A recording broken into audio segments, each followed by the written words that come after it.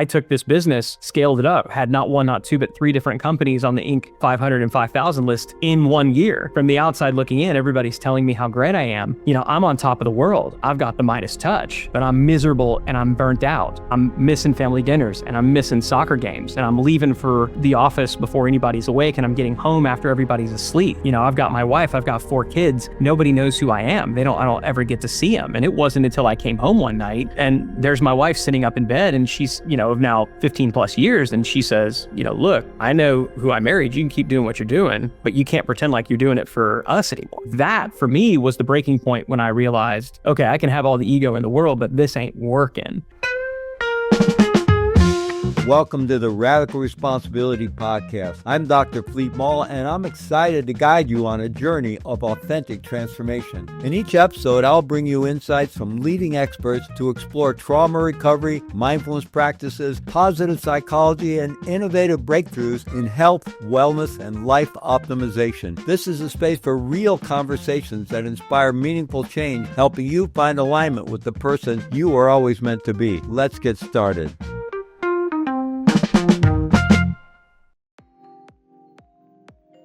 What if transformation isn't just about thinking differently, but feeling differently? Science shows us that true change happens when we align not just our minds, but also the neural networks in our hearts and guts. This heart-mind connection is the key to deeper healing, resilience, and expanded awareness. That's why I created the Heart-Mind All-Access Membership and Community, a space designed to help you rewire your nervous system, cultivate heart intelligence, and live with greater clarity and purpose. With over 1,000 hours of transformational teachings specifically curated to meet your needs, you'll learn from world-renowned meditation teachers, neuroscientists, and experts in neuroplasticity, all sharing powerful tools to help you shift your mindset and heart set, regulate your emotions, and unlock your full potential. You'll also gain unlimited access to every summit and course we've ever produced, a treasure trove of wisdom worth over $10,000 and growing, plus live gatherings and an inspiring global community to support your journey. If you're ready to step into a more heart-centered, connected, and conscious life, I invite you to join us. Click the link to learn more and start your journey today. What does it really mean to scale a business? Not just grow it, but truly scale it. And what does it take to build something that thrives without us at the center? In this conversation with Ryan Deiss, an innovator in digital marketing and systems thinking, we go beyond the buzzwords to explore what sustainable scaling really looks like. Ryan shares his journey from college side hustle to running an influential portfolio of businesses, and he breaks down the core shifts that every founder must make to grow from scrappy entrepreneur to strategic leader. We talk about why ego is often the biggest bottleneck to delegation and how to build operating systems that create transferable value and the vital difference between making money and building a business that lasts. My name is Dr. Fleet Mall, your co-host for this session, and I'm thrilled to be here today with none other than Ryan Deiss. Welcome, Ryan. Thanks so much for having me, Fleet. We're so thrilled to have you. You've been a huge influence on our own success at Heart Mind Institute. And, I hate to ask anybody to encapsulate their story in a couple of minutes, but I'm going to ask you to do it anyway. So, just get a sense of how you got started. How did you end up becoming an entrepreneur and getting into digital marketing? And how did that happen? And what's the backstory behind that? Yeah, it's really simple. I met a girl. I was a freshman in college and I had no ambitions of being an entrepreneur. I had no ambitions of doing marketing. I had no idea what I wanted to do. I actually thought, I don't know if I ever told you this, Fleet, I thought I was going to go into vocational ministry. That's what in my head, I thought I was going to go and be a pastor. But I went to college. I met this girl. Within a couple of weeks of dating, I knew this is the woman I'm probably going to marry. Now, I didn't tell her that, by the way, because I knew that was kind of creepy. Which is a marketing lesson, by the way, just in that. But I did. I was like, whoa, okay. And it was the first time in my life that I wanted something and I knew I didn't have what it took to get it. And specifically, I knew that I wasn't the kind of person who had the means to be an adult who could support another human being. And specifically, I knew that I didn't have enough money to buy an engagement ring. I knew that diamonds were expensive and I was broke. So I decided to start this little side hustle, selling little ebooks and things like that online, truly just so that I could make enough money to buy this woman an engagement ring. That was it. And this was my freshman year. I didn't tell her that, but I got to work. Well, fast forward a couple of years, I had made enough money to buy the ring. I got the ring, I got the girl, and that little business eventually ballooned into, initially a digital publishing empire, mini empire, if you can call it that. And along the way, all I did was I talked about publicly what I was doing privately. And this was kind of before blogging was a thing. I launched my first business in 1999. So you got to think Google back then was a science fair project. You didn't have a lot of this stuff that we have. There was no social media, but I had a little email list and I invited people to subscribe to it. And every week I would just tell them what I was doing. And I did it as much for accountability as anything else. And so I kind of got a reputation and I gained a following as, I guess, being an expert. Not because I actually knew what the heck I was doing, just because I was talking about what I was doing. And I was sharing the wins and the losses, the good, the bad, and the ugly. And so that was really where it all began. So I've always started businesses, I've always run businesses, and I've always talked about what the heck it was that I was doing. And that's how DigitalMarketer came into being. It's how Scalable came into being. But I've always had businesses, and then I've always had businesses that talked about what I was doing in business. And so that's kind of how I've, operated really for the past 25 plus years. Our focus today is scaling. And obviously, you could share so much about marketing. So, your company, Scalable, has really helped so many companies and so many founders and entrepreneurs figure out how to scale their business. You've got something that's working. You're probably wearing all the hats. Maybe you're a solopreneur, or maybe you have a small team, but basically, you got a small team of helpers. You're the expert. You're doing most of it. You're directing everything. And then where do you go from there? So, I know you have a whole system for scaling, and we're going to go through some of those elements. But what kind of needs to be in place before someone can even think about scaling a business, before it would make sense to start thinking about how do I scale my business effectively? Yeah, I think we first kind of need to find the difference between growth and scale, right? So growth is increasing any particular unit of measurement, right? So if you're saying I want to grow my sales, right, then that's growth. What we're talking about with scale is really talking about increasing the capacity. So the ability for growth to occur. And that's important because early on, growth is all that matters because your capacity is fundamentally, massive. Like it's limitless compared to what you have, because what you have is nothing, right? And most people, when they're starting their business, they're high performance individuals. If you're watching this, right now, you're a high performance person. You can do a lot of stuff. You're a bigger container than the average person that's out there. And so that's plenty to get launched. That's enough to get started, and that's enough to grow. The hard lesson that I had to learn is that growth does not equal scale, and that scale is not simply growth and then more growth and more growth. So, long-winded way of answering your question, it's realizing the difference. What it takes to scale is realizing, number one, it's a fundamentally different playbook. It requires very different tools, but most importantly, it requires a different operating system. So to go basically from zero to $500,000, really up to about $1 million in revenue, just about anybody can do that. And I don't say that to suggest that it's easy, because it's not. Lots of people do hard things all the time. But just about anybody who's motivated can do that without having to go and figure out all the, tricks of the trade. But going from 1 million to, let's say, 10 million revenue, now you're talking about needing to scale beyond yourself. You need to have an operating system that's more than what we just referred to as a UOS, that U operating system, because you're still just one person who only has 24 hours and who probably needs to sleep some of those times, and maybe has people around you who want to hang out with you some. So the big thing that you must have if you want to go from startup to scale up is you have to upgrade that operating system. It can't just be the UOS. It can't be about you. And it's the hardest thing in the world, Fleet, because number one, nobody told us that we needed to do it. Number two, nobody gives us a playbook for how to do it. And number three, we kind of have to die a little bit to ourselves because we're so used to being that person who does everything. So in our success, we wind up getting humbled. That's, I think, the hardest thing of all. Absolutely. And with my own company, I've been going through that, and with your support, and fortunately, your company does provide a playbook for this. And so let's talk about the operating system. We're going to talk about 3 core components of scaling here today. And the idea is to really get the company to where you have options. And, you could exit if you wanted to, or you can exit from being an operator to a true CEO, from a CEO to a board or investor, whatever, or you want to sell your company someday. But it's getting something that has real value, that's a marketable company. And so part of that, I know you talk about transferable value. And the way you transfer that from just yourself, being, you're the owner, operator, and the value is all you, but if you leave, what company is there? So it probably doesn't have a lot of market value. You build that into the system and you start building that operating system. So I wonder if you could talk a bit about the concept of transferable value and about some of the core elements of building that system. It's more than we can cover all of it today, but some of the key principles. So what it takes to scale. Scale does require the three elements, and three elements are: number one, you have to have leverage sales. So not just sales, but leverage sales. I think everybody gets that, right? We need to have sales. Okay, fine. Number two is you need to have bankable profit. So you need to have profit that is there to continue to fuel the sales, right? Those are the two that most people think about. It's this third one that you brought up that nobody thinks about, most people don't know about, and they certainly don't optimize, and that is what's known as transferable value. And transferable value comes in two forms. The first form of transferable value is transferring the value creation process from you as the founder to other people in the organization. In other words, you're not the only person who can do all the things.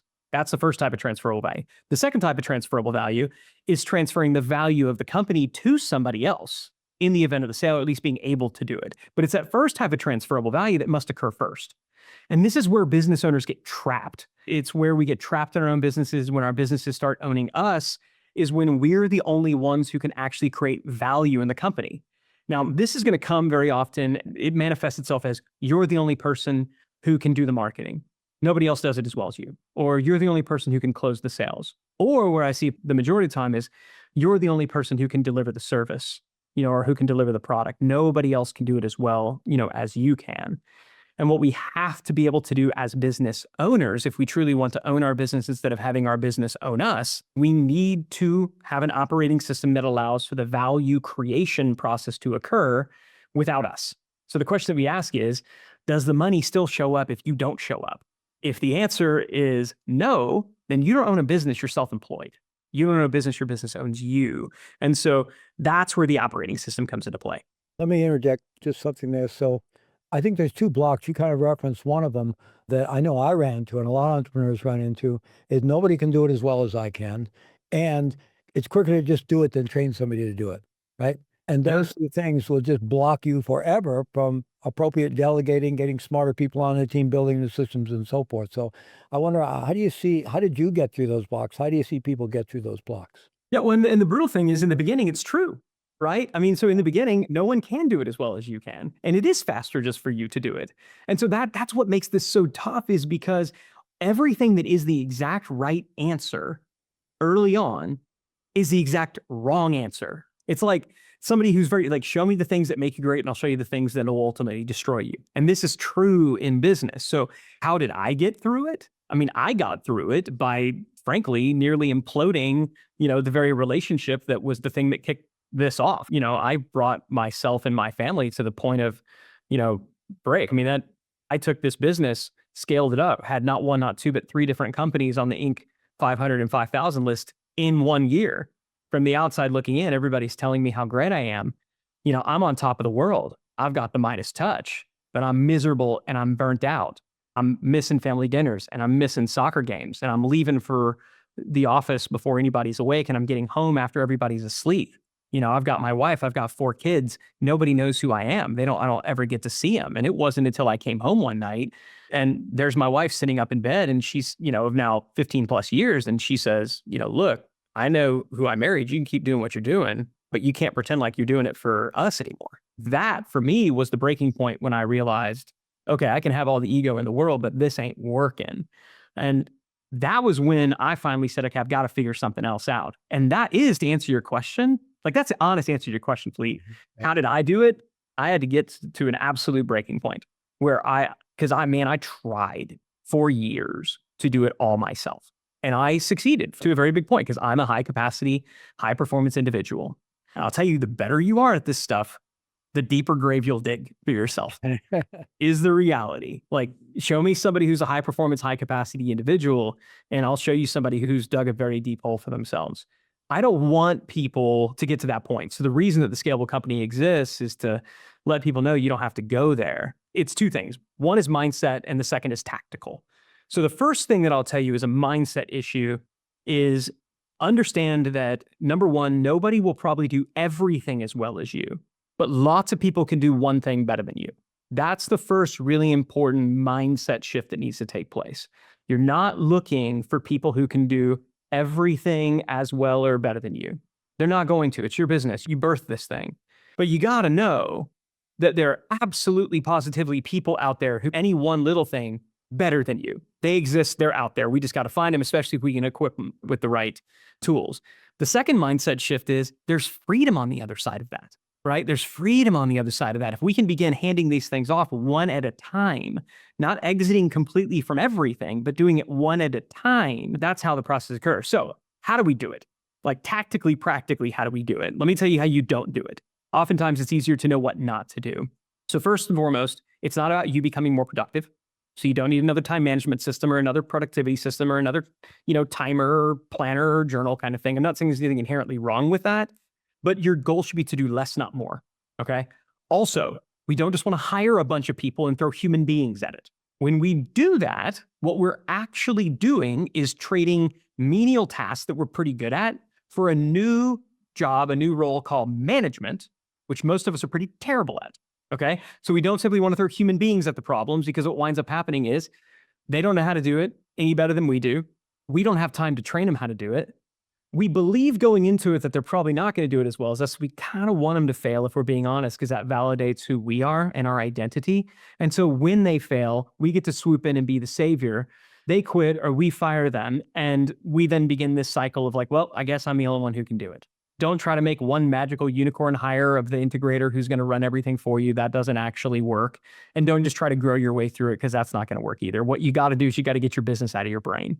And it starts with just taking a step back, getting up to 30,000 feet and asking yourself a really simple question. Well, two really simple questions. Question number one, how do customers happen? It's one of the most basic and yet essential questions that every business owner needs to ask. How do customers or clients or patients happen? How do you get them? Many people, I'll ask a business owner this question and they can describe it to me, but can you show me? When we work with clients, when we acquire a business, when we're integrating a business, this is the first thing that we do. We literally get sticky notes and we go to a whiteboard and we map it out in visual flowchart form. Okay, what do you do first? Well, we run Facebook ads. Great, Facebook ads. What else? We're also running Instagram ads. Great, Instagram. They all get sticky notes. Great, then what happens?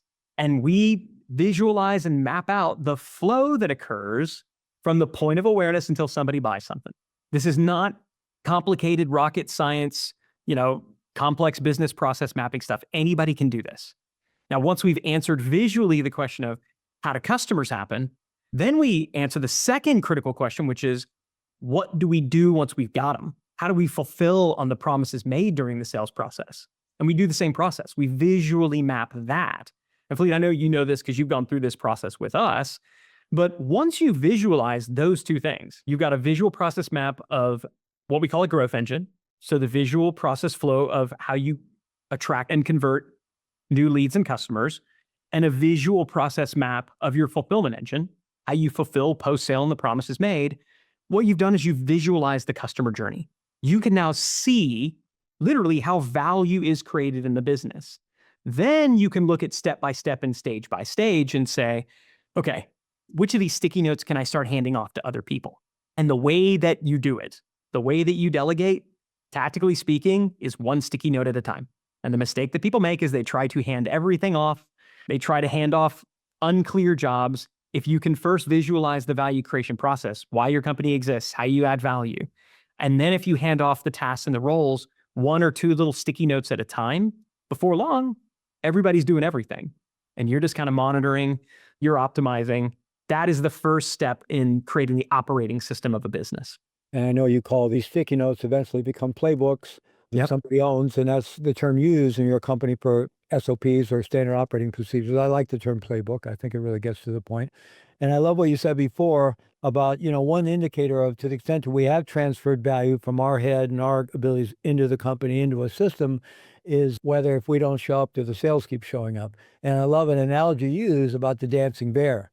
Like, you're the dancing bear in your business. If you stop dancing, what happens? If you stop dancing on that ball, what happens? That's the circus bear, right? The circus bear is big and powerful, a little bit scary, but at the end of the day, bear stops dancing, bear doesn't get paid. And there's a lot of business owners out there who They're big and they're powerful and they're respected and even a little bit feared. But the second they stop dancing, they stop getting paid. And so we don't want that. We don't want to be that. We want to own our business. We don't want our business to own us. And so we get the business out of our brain and we put it in sticky notes on a whiteboard, right? And we do it here. I did this recently, right? If people can see this, we do this all the time. We think in terms of business process maps because then every one of those sticky notes, which of these sticky notes are really critical? Great, let's create playbooks of these. We're going to assign names to each of those sticky notes. In the beginning, every one of the who does this one? Me. Okay, I don't want it to be me on every one of these. So what's the person called who does some of these things? And this is how you begin hiring, one sticky note at a time. How do I know these things are working? What are the metrics that I would need to track to know this is working? This is how we begin to build scorecards, right? And now when we're meeting with our team, we're talking about the metrics on the scorecard. That's how we can begin optimizing the flow. And so this is how we build operating systems within businesses, but it starts with just the simplest question in the world.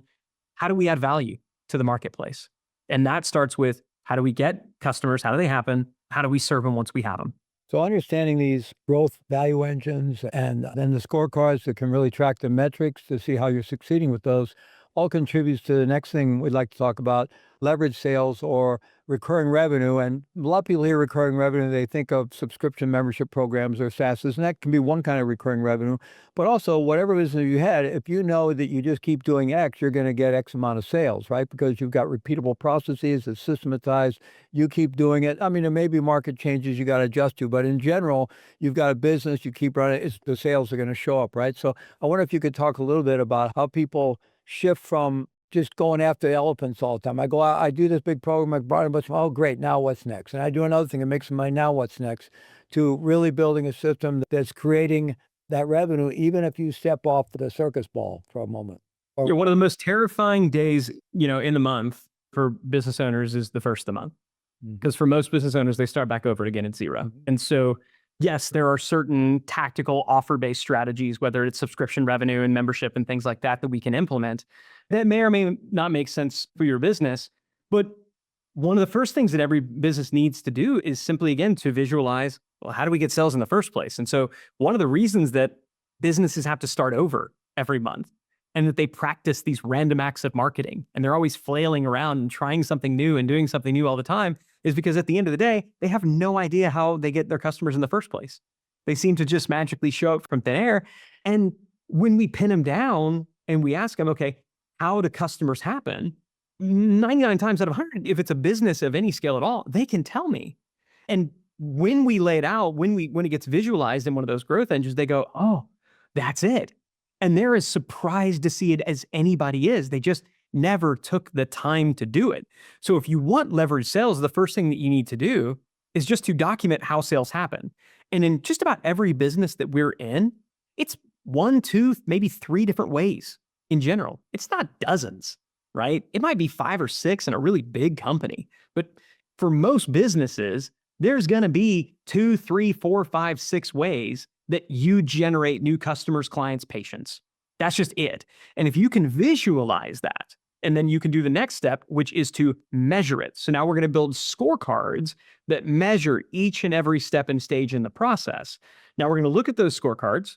We're going to have goals for each one of those metrics. We're going to say, are we on track or are we behind? And our scorecards are really simple: red, yellow, green. If we're on track or ahead, it's green. If we're behind, but we got a plan to catch up, it's yellow. If we're behind and we don't have a plan to catch up, it's red. And so my job as a leader becomes very simple. Help my team execute the projects that turn red metrics yellow and yellow metrics green. As long as you're always turning red metrics yellow and yellow metrics green and executing only those projects, this is how we avoid shiny object syndrome. This is how we stay focused. And this is how leverage sales begins to occur, right? And this is how we make sure that we're not starting over at zero every month, because we know that this works. If we just execute this, we've got a process in place. Let's just do this. We know it's going to work. We know it's going to be predictable. And we know it's only going to get better and our efforts are going to compound. We're not reinventing the wheel every single month, but it starts again with the documentation, the visualization, then with the tracking, then with the optimization based on what are the metrics that are red, what are the metrics that are yellow. And it is that a continued repetition of that gets the flywheel spinning. That's what makes this process go. And if you just implement that, tactics can come and go, but that process of optimization will always work. It'll always work no matter what business you're in. It'll always work no matter the tactics that you're seeking to execute. It makes management so much easier because it takes all the vagueness and ambiguity out. Employee wants to know how are they doing. Well, look at your scorecard, right? The whole thing is move red, the yellow, the green, right? And it's right there in black and white. And so you get a metric-driven business. It's so much easier to manage, right? Because otherwise there's all this perception and opinion and, so getting it into these metrics. I've done a lot of sales and management consulting in my past, and I worked with a lot of organizations who were still doing belly-to-belly sales. They didn't even have a CRM, and convincing them to get everything into a CRM, have a visible sales funnel, and get to where, X lead generating behaviors will create X number of leads, X sales behaviors will create X number of prospects and then closures, and being able to manage that whole thing. And then, instead of managing a sales force of 20 people as a sales manager, you're managing a funnel, right? And it's all visible and it's all metrics. It makes it so much easier. And it eliminates the politics of it. Yeah. Like you said, somebody can't say, oh, you're being mean to me. They must not like me. It's like, well, no, your metrics are red. And I love you to death, but like, if you're going to sit in this seat, if you're going to occupy this role, if you're going to keep cashing this check, it requires that you be able to turn these metrics yellow and then ultimately green. And if you can't do that, it doesn't mean that we don't like you, and it doesn't mean you're not a wonderful person. It just means you can't occupy this seat. You can't stay in this role.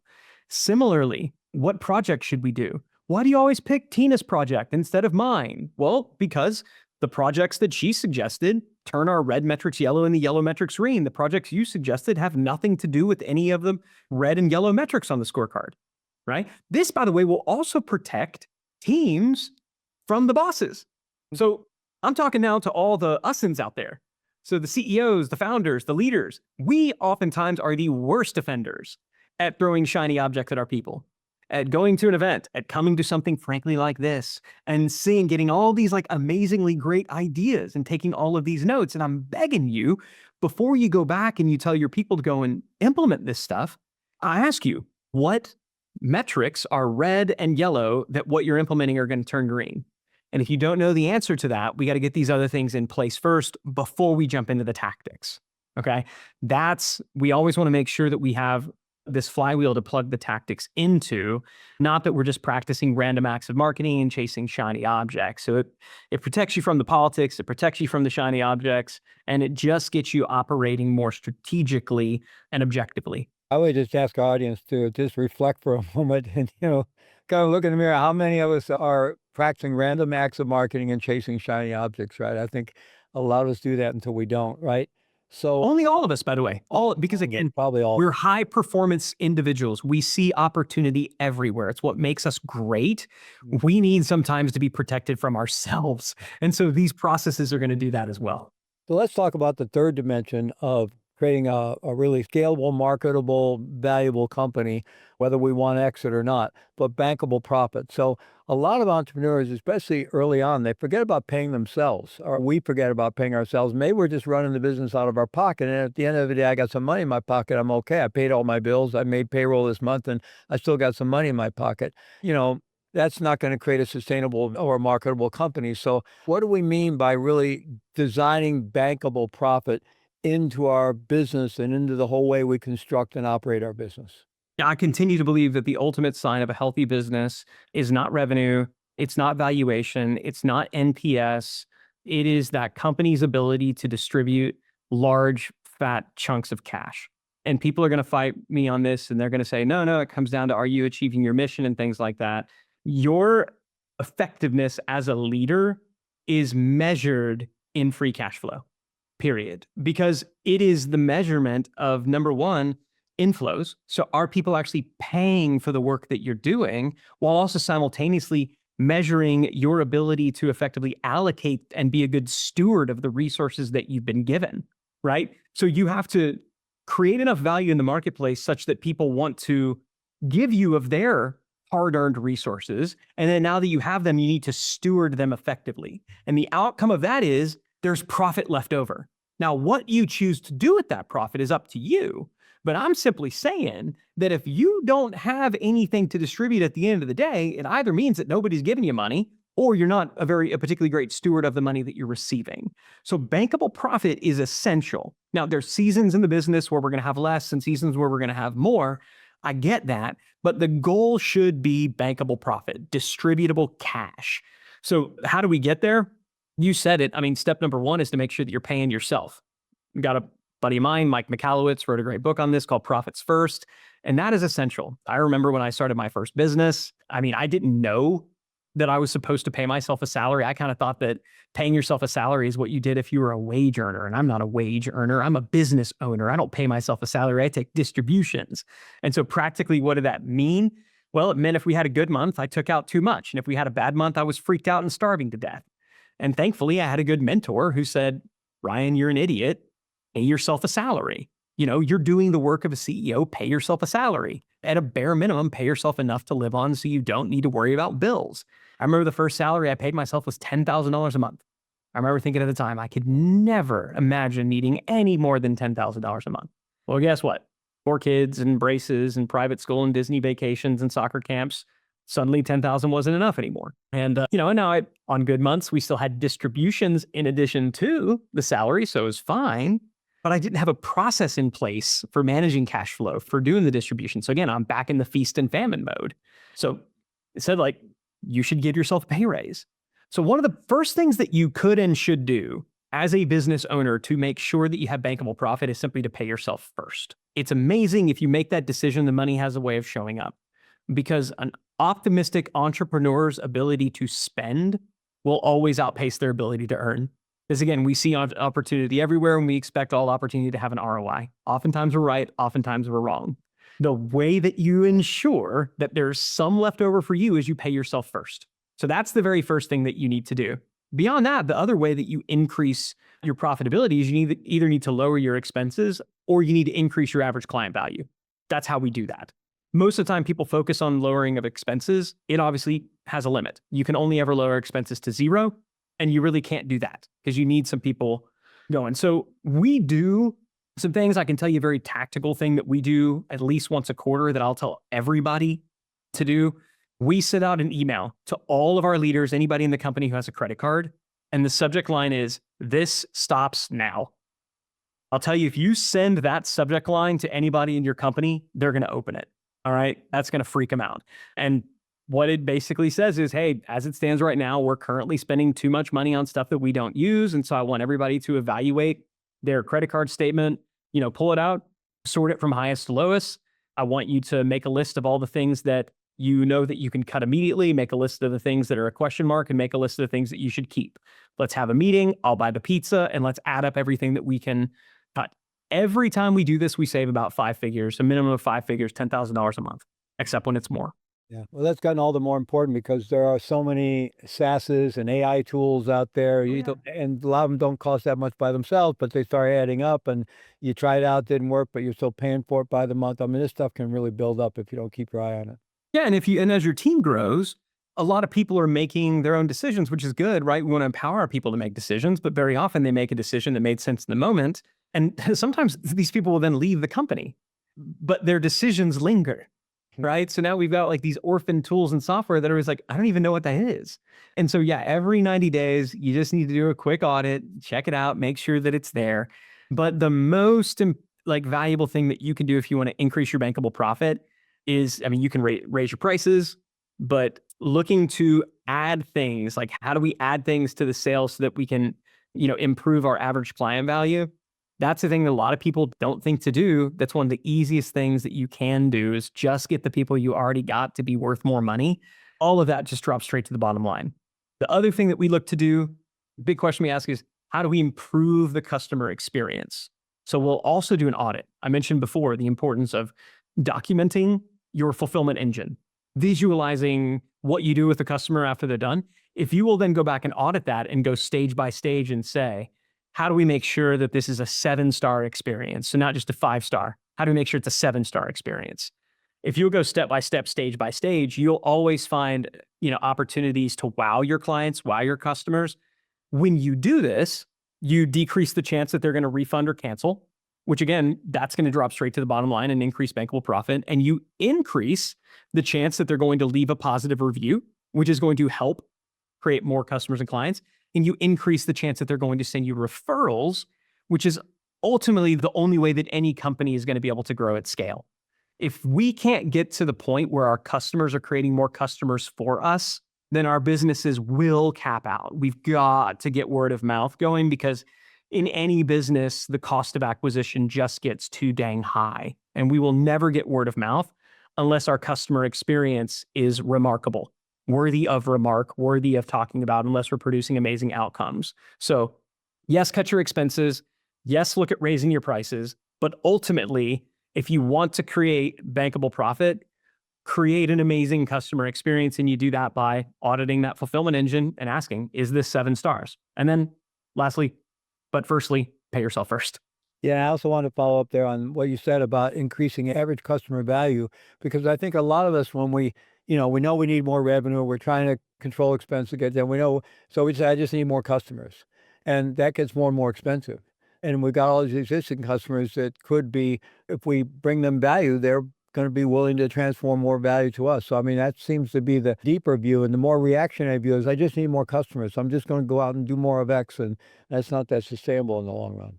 Yeah, here's 2 questions I would have you ask before you go out there and try to get more customers. Do this math. Number 1, how big would my business be and how much more profitable would it be if every customer we had was worth twice as much? Just run the numbers on that, right? So if you did $1 million last year, top line, and let's say you dropped 200,000 of that to the bottom line, so you had a 20% profit margin. Well, if now all of a sudden all of your customers were worth twice as much, now you did $2 million. But let's say you did it on basically the same expenses, right? They're just were magically worth more. You didn't drop 200,000, you dropped 1.2 million, right? I mean, and typically now maybe the cost to fulfill is more, but it's going to be marginal. Okay. So how much bigger would your business be, and how much more cash would you have to distribute to yourself and other stakeholders if every customer you had was worth twice as much?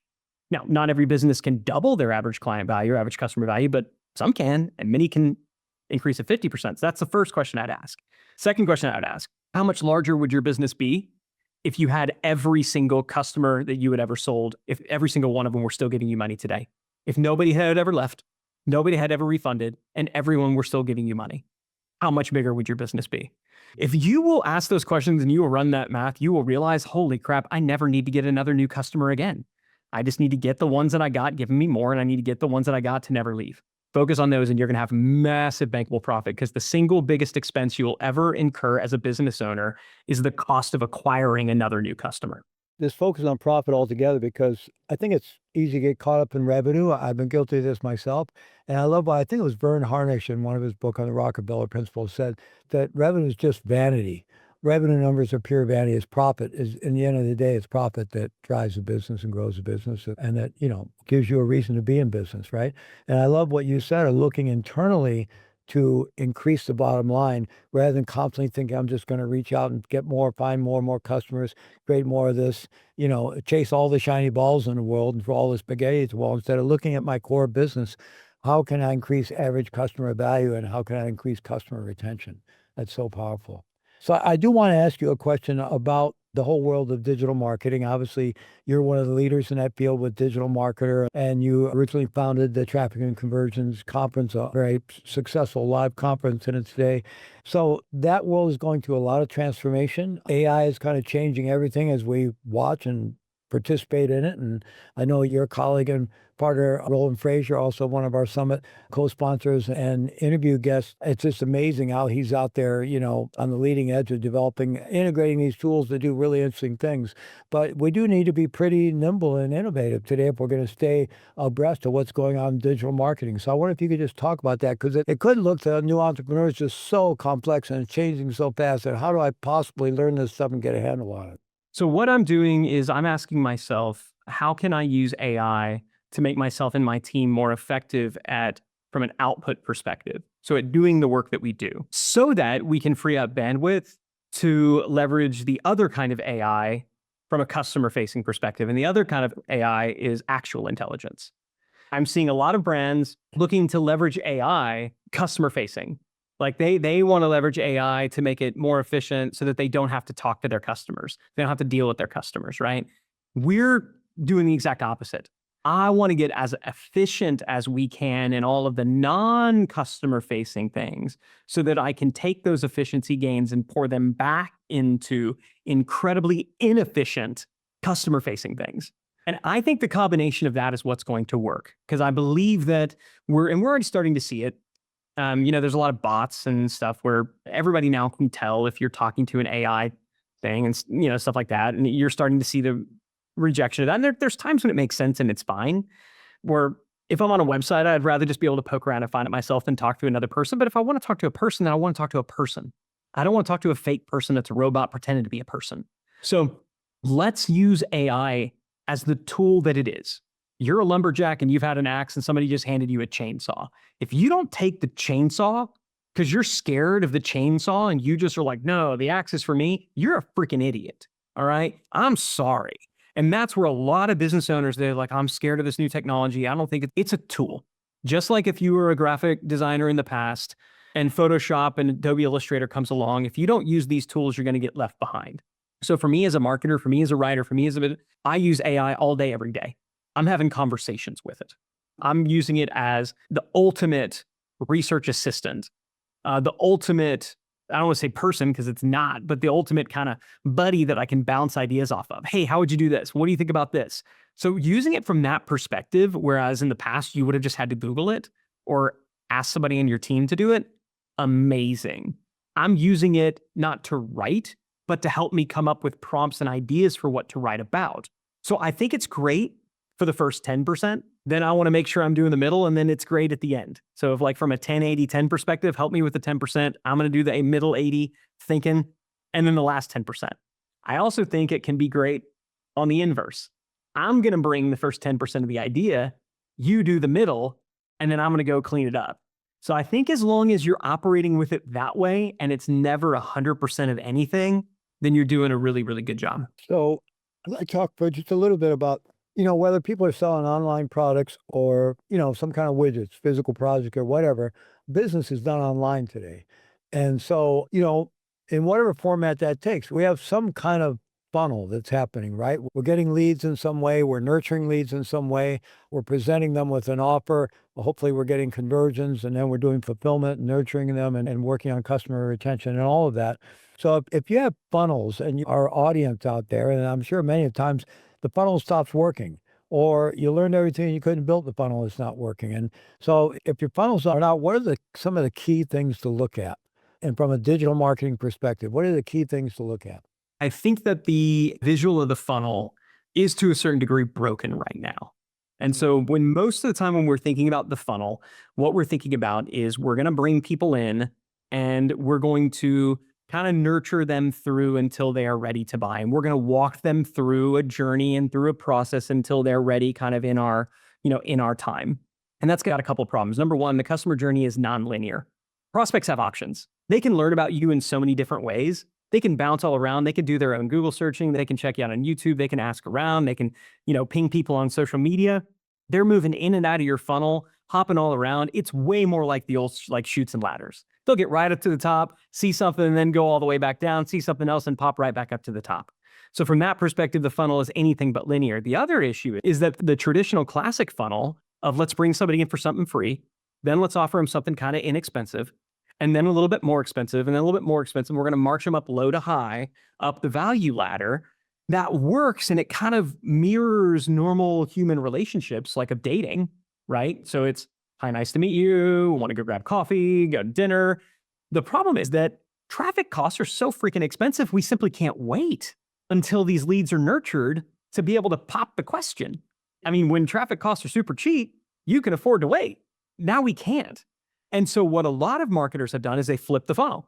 And they've said, okay, well, what I'm going to do is I'm going to bring everybody in. I'm going to make my best offer, my most expensive thing day one, and I'll march them back down. Now, the problem with that is you are going to sell the people who are ready now. The people who are ready to buy now, you're going to get them. Problem is that represents about 3 to 6% of your audience at any given time. And everybody else you're going to piss off and alienate. And that 3 to 6%, more times than not, is not enough to completely offset all of your costs. And because you've alienated everybody else, you're not going to be able to nurture them. And so you're going to lose all of that. So we can't go low to high. We can't go high to low. So here's the key to marketing today, and it's why funnels, we need to think about them a little bit differently. The key to marketing today is we need mechanisms to determine who are the 3 to 6% who are ready to buy now so that we can make our best offer to them today, and we can nurture the ones who are qualified, who will likely buy later, but who are not ready. That is the great game of marketing. And so in business, we really kind of need to have two funnels. We need to have a ready now funnel that's going to get the people ready now. We need to have a later funnel that'll nurture the later people. And we need to have mechanisms in place to get the ready now people to raise their hand and say, I'm ready now, and have the later people not do that and not get in funnel. So we don't think about it so much as a funnel anymore. We think about it as a popcorn popper. If you've ever popped popcorn, the kernels go in the pot and they're popping at different times. Heat is applied evenly, right? And yet some of them pop almost immediately. That's your now people. And what a lot of marketers do is they get a couple of pops and they turn off the heat and they wonder why their funnel stopped working. Well, you didn't nurture. Other marketers, when it doesn't pop fast enough, they crank up the heat and they burn a bunch of them and they wonder why their funnel didn't work, right? What we need to do is we need to figure out who are those people that are ready to pop now. And tactically, there's a lot of ways to do that. We can do hand raiser campaigns. We can do better audience segmentation, but that's where marketing is today. That's the game. Who is ready now? Let's make our best offer to them. Who is not? Let's nurture them. We can't treat everybody the same anymore. It just doesn't work. Well, that is absolutely gold. And that's exactly the place and the tension and the confusion that where I've been sitting, my team's been sitting. And you have a framework for, I think you call it a raise your hand campaign, which is great. How do you get those folks that are ready now to identify themselves? Absolutely. Because I was always terrified of pissing everybody off to try to get an offer in front of those people, right? Yeah. Yeah, and I can give you a quick tip to come up with that if you want me to. Sure, absolutely. If we have time. All right, here's the question that you need to answer. Under what circumstances will the right prospect always buy? This is the question that you got to answer. There's two elements to that. Number one, right prospect. So you got to know who your ideal client is. And when I say ideal, I don't mean just somebody who you can sell to. I'm talking about your 10x buyer. Who are the people who are likely to spend 10 times more than the average? So not just your general avatar. Who are the people that are going to go all the way to the tip top of your value ladder? You need to know who those people are. So at DigitalMarketer, it's marketing agencies and consultants. It's not just your random one-off marketers. It's not your startup people. It's marketing agencies and consultants. At the scalable company, it's companies that are in the $2 to $8 million range. Okay, we just, with like 10 to I think 40 employees. Like we just know who that ideal client is. So that's right client. So under what circumstances will the right client always buy? So now, what circumstances? That's the triggering event. Every business has a triggering event that causes somebody to enter into that I'm ready now moment. Everybody has it, right? Like I'll give you a very simple example that everybody understand. Let's say I sell very high-end winter coats. Okay, that's what I sell as a business. And I'm located in Austin, Texas. Now, if you don't know much about Austin, Texas, we have two seasons. We have scalding hot and we have frickin' freezing and almost nothing in the middle. It's like the opposite of California, right? Where it's like always 73. Like in Austin, it's like 153. And it's like, in the winter, it's like 2. Okay. So a triggering event could be, hey, it's wintertime. But what do you do when it ain't? Now you have to ask ourselves, what are some other reasons that somebody might buy? Well, it could be somebody's taking a trip to Australia in the summer because it's winter there. Right? So asking that question under what circumstances and understanding the triggering events, if you know the circumstances under which the right person will always buy, now you can structure campaigns. And it could be an email campaign where, again, if I'm that company that I have those coats, I might send an email campaign saying, planning a trip to South America. Now the people who are will respond. The people who aren't will forget about it and ignore it and not be annoyed at all because it was just such a simple short email. I could take that and apply that to Facebook copy. All in all. So if you can answer the question under what circumstances will the right prospect always buy, you put that messaging out there, the right prospects will raise their hand. They will signal that they're ready now. You then filter them off, market to them separately. Everybody else, you just leave them be. Leave them alone until they are ready now. That's the secret to marketing today. More gold and more diamonds. I hope people are picking up on this, our audience. And where can they find out more? Access more of this gold from you? Where should they go? Yeah, so if you're really liking the marketing stuff, digitalmarketer.com is where we talk about that. If you're at the point where you know that growth is not enough and you need help with scale, then scalable.co. Scalable.co is the company. So we kind of have you at both ends. You're ready to grow, we got DigitalMarketer. You're ready to scale, we've got Scalable, and my own YouTube. If you want to check me out, Ryan Deiss Official on YouTube. I just post a lot of free videos there sharing the stuff that's working and what I know. And so tons of free content there as well. Wonderful. Well, thank you so much. So Ryan, I know you have a really amazing free gift that a lot of what you've been sharing today is available in this gift that people, our audience, can share. So could you tell us about that? Sure. So I wrote a book called Get Scalable that's available on Amazon, and it costs what a book costs. But one of the biggest benefits of the book is if you buy the book, then I give you all the tools and resources and stuff like that we use to build out operating systems plus a digital copy of the book. But I don't want to tell everybody to go out there and buy a book if you don't know. So if you'll just go to getscalable.com/resources, and we'll drop the link below. You don't even have to buy the book. Just go there, enter your name and email address, and you'll get access to all the resources as well as a digital copy of the book. No purchase or anything required. That's wonderful. Thank you so much. Yeah, this has just been golden, and you've added so much value to our company, and everything you've been talking about is the journey that we've been on for a number of years now, and your guidance has just been incredibly valuable. So I really encourage people in our audience to take advantage of that free gift and to really check out your work at Scalable and Digital Marketers. Thank you, Fleet. Appreciate that. Thank you, Ron. Be well. Thank you for joining me on the Radical Responsibility Podcast. Remember, real change happens when we commit to our growth, face our challenges with compassion, and stay open to transformation. If you found this episode helpful, I encourage you to subscribe and help us spread the message of healing and personal empowerment. Stay grounded, stay present, and stay true to you. Take care.